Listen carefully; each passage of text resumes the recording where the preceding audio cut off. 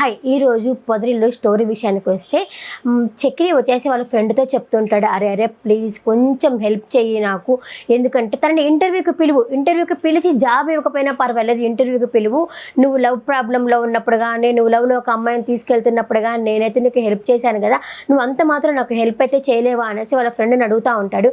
ఇంకా వాళ్ళ ఫ్రెండ్ సరేలే ఒప్పుకుంటాను, నేను ఒక్కసారి మీరు వచ్చేటప్పుడు నాకు కాల్ చేసి రండి, అప్పుడు నేను ఏ సిచ్యువేషన్లో ఉన్నాను అప్పుడైతే నేను చెప్తాను అనేసి వాళ్ళ ఫ్రెండ్ అయితే వెళ్ళిపోతాడు.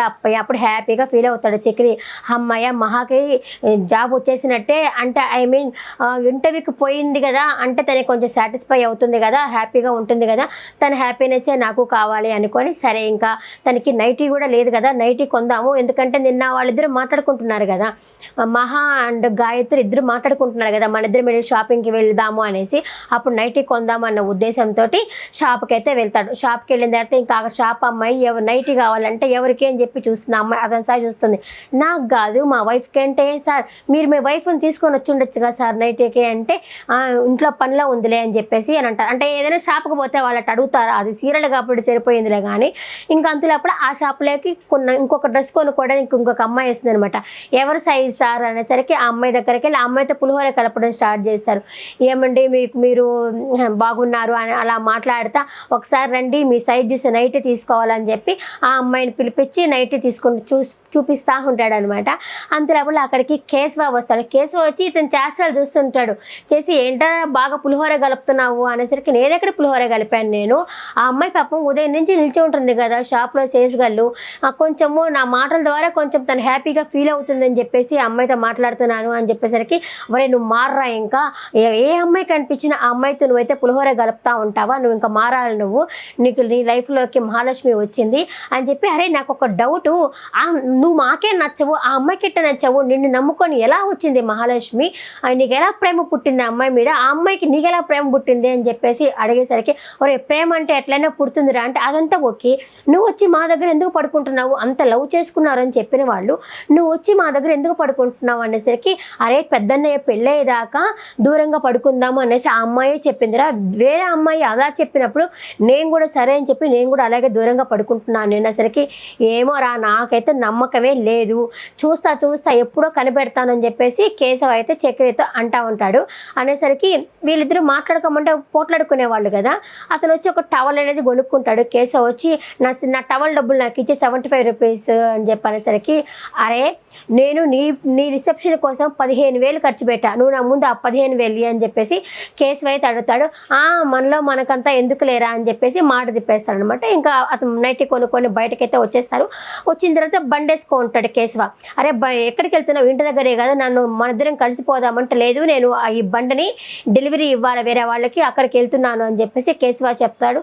సరే ఇంకేముంది నేను నడుచుకుంటా పోతానని చెప్పేసి చక్రి అయితే నడుచుకుంటూ వచ్చేస్తాడు ఇంటికి. ఇంకపోతే కన్నా అండ్ మహాలక్ష్మి గుడికి వెళ్ళి ఉంటారు, గుడి నుంచి వస్తూ ఉంటారు. అక్కడికి వాళ్ళ గాయత్రిగా అనిపిస్తుంది అనమాట, వచ్చేసి వాడిని పలకరించేసి ఎక్కడికి వెళ్తున్నారు, గుడి నుంచి వస్తున్నారా అని చెప్పనేసి, అంతలోపల పద మనం పెద్దకి హెల్ప్ చేయాలా అనేసి మహా అయితే కన్నాతో అంటుంది, ఏంటి మీరు మా బావని పెద్ది అని పిలుస్తారా, మీరు చక్రికి వైఫ్ కదా, అలాంటప్పుడు ఆయన బావగారు కదా అనేసరికి, అదంతా నాకు తెలియదు, నాకు మా మామయ్య ఎలా ఉండేవాడు అలాగే ఉంటున్నారు కాబట్టి నేను అలా పెద్ద పిలుస్తున్నాను అనేసరికి గాయత్రి ఉండి, మా బావ ఎవరికైనా నచ్చుతాడు, అందరిని మంచిగా చూసుకుంటాడు మా బావ అని చెప్పేసి అనుకొని ఇంకా చాక్లెట్స్ కొనుక్కొని ఈ ముగ్గురికి ఇస్తుంది అనమాట. అప్పుడు మహా వచ్చి కన్నాతో అంటుంది, అరే అమ్మాయికి పెద్ద అంటే చాలా ఇష్టం ఉన్నట్టుంది కదరా, వేరే బయట సంబంధాలు ఎందుకు చూస్తున్నారు, ఆ అమ్మాయి నుంచి పెళ్లి చేయొచ్చు కదా అంటే, మా అత్త ఉంది వీళ్ళు చాలా గయ్యాలిది, ఆమెతో కష్టం అవుతుంది అని చెప్పేసి, ఈ అమ్మాయికి అయితే ధైర్యం లేదు, అదే ధైర్యంగా ఉండుంటే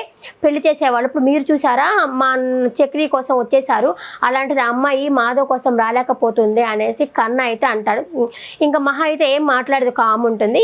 ఇంకా చాక్లెట్ ఇచ్చేది వీళ్ళు ముగ్గురు మాట్లాడుకుంటా వస్తున్నప్పుడు మహాలక్ష్మి మా గాయత్రితో అడుగుతుంది, అరే నువ్వు ఆ రోజు కన్నా గురించి ఏదో చెప్పావు కదా, ఏంటి చెప్పావు అనేసరికి, అదే డ్రైర్ వేసుకు ముడ్డుగడిగేదాన్ని అని చెప్పింది కదా ఆ విషయము, వాళ్ళ కన్నా ఉండి వదిన అమ్మ తల్లి నువ్వు చెప్పొద్దు అని చెప్పి, వదిన ప్లీజ్ వదిన దాని గురించి అడగద్దు వదిన అని చెప్పేసి ఆమెతో అంటాడు.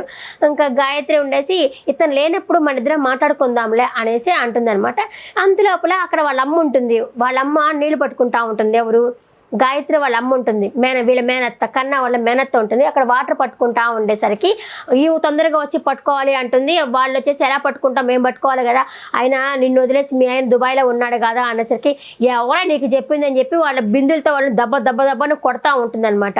అంతలోపల కన్నా వాళ్ళు వస్తుంటారు. ఇటు వచ్చేసరికి అక్కడ గాయత్రి కూడా ఉండి, అమ్మ మా అమ్మ కూడా ఉంది, నన్ను చూసిందో నన్ను కూడా బియ్యంతో కూర్చుందని చెప్పేసి ఆ అమ్మాయి పారిపోతుంది.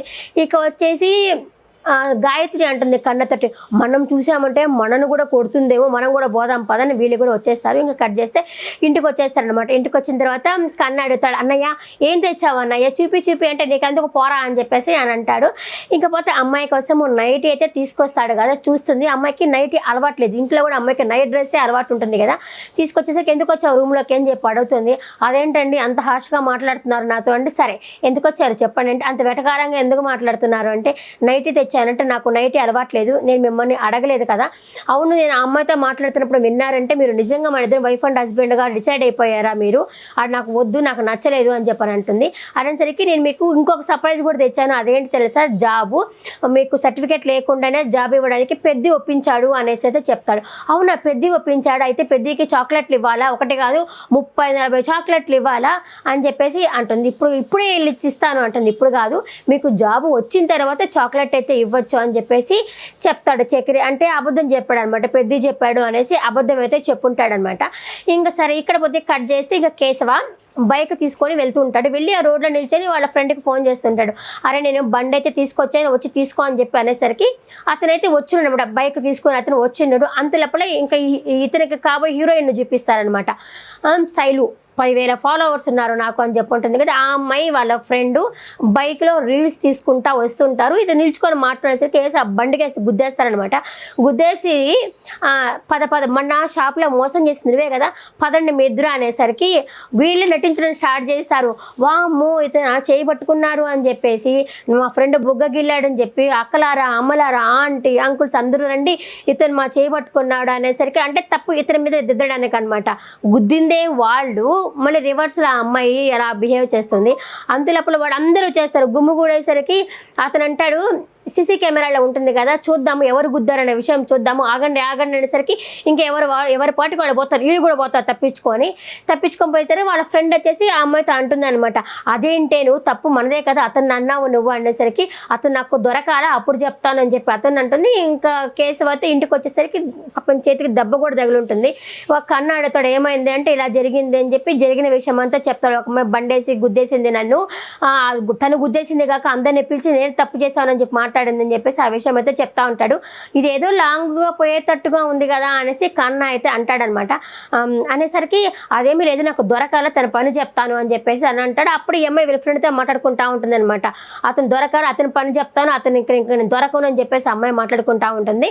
ఇంకా కట్ చేస్తే మహా అయితే చెప్తుంది అనమాట, నేను కొన్ని డిజైన్స్ చేశాను ఫోన్లో ఉన్నాయి అవి తీసుకురా అని చెప్పేసి చక్రి అయితే చెప్తుంది. సరేలే నైట్ తీసుకుంటుందేమో అనుకున్నాడు కానీ పాపం నైట్ అయితే తీసుకోలేదు, డిసప్పాయింట్ అయినాడు అనుకుంటా.